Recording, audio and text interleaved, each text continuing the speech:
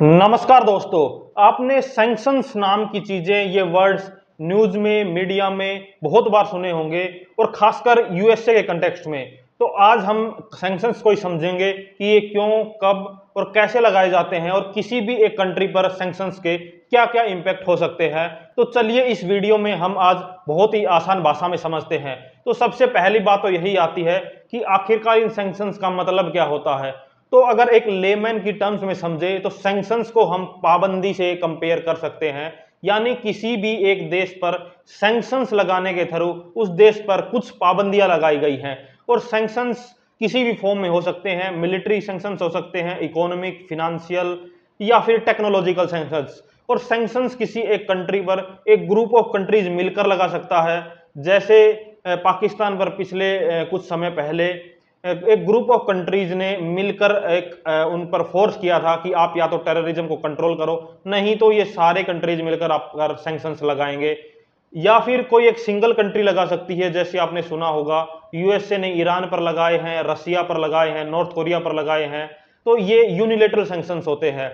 अब इसके बाद सैंक्शंस क्यों लगाए जाते हैं, ये बात आप तब समझ पाएंगे जब आपको इनके इंपैक्ट्स का पता होगा। यानी आप इनके इंपैक्ट्स को समझेंगे कि एक सैंक्शंस जब किसी कंट्री पर लगते हैं तो उस कंट्री पर क्या क्या इंपैक्ट आते हैं। तो हम एक एग्जांपल के थ्रू समझते हैं। अभी कुछ टाइम पहले ईरान पर सैंक्शंस लगाए थे अमेरिका ने। और ईरान पर जब सैंक्शंस लगे थे तो उसका मतलब था कि कोई भी कंट्री ईरान के साथ कोई बिजनेस नहीं कर सकती, यानी ट्रेड नहीं कर सकती, और डॉलर में पर्टिकुलरली ट्रेड नहीं कर सकती है। और ईरान में अगर किसी भी अमेरिकन कंपनी ने या अमेरिकन इन्वेस्टर्स ने अपना पैसा लगाया हुआ है तो वो सभी धीरे धीरे जब सैंक्शंस किसी कंट्री पर लगते हैं तो अपना पैसा वहां से, उस मार्केट से विड्रॉ करने लगते हैं। तो जब अमेरिकन कंपनीज ने वहां पर पैसा लगा रखा होगा तो धीरे धीरे विड्रॉ किया तो उस देश में अनएम्प्लॉयमेंट बढ़ती है। अनएम्प्लॉयमेंट बढ़ती है, उसके बाद वहां की जीडीपी पर असर पड़ता है।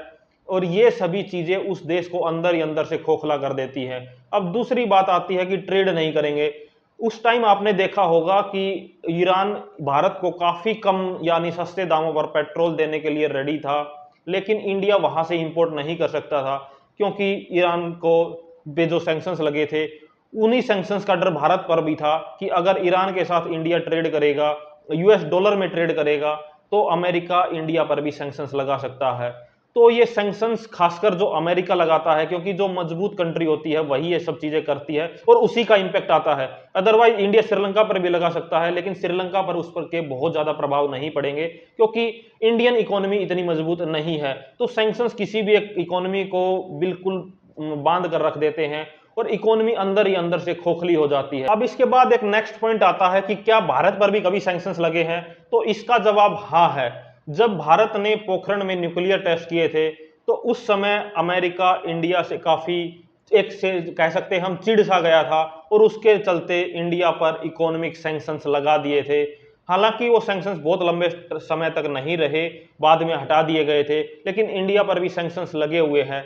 एक टाइप से हम कह सकते हैं कि जो अमेरिका सैंक्शंस लगाता है वो एक अमेरिका का टूल है किसी भी दूसरे देश को कंट्रोल करने के लिए, और खासकर उन देशों को जो अमेरिका की बात नहीं मानते हैं।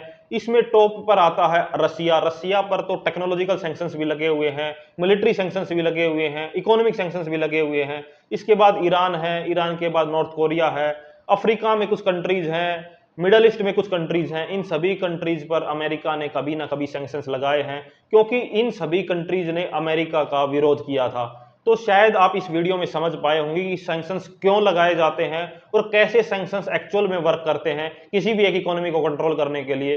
आपकी इसके बारे में कुछ राय है तो आप कमेंट बॉक्स में बता सकते हैं। और वीडियो को एंड तक देखने के लिए आप सभी का धन्यवाद।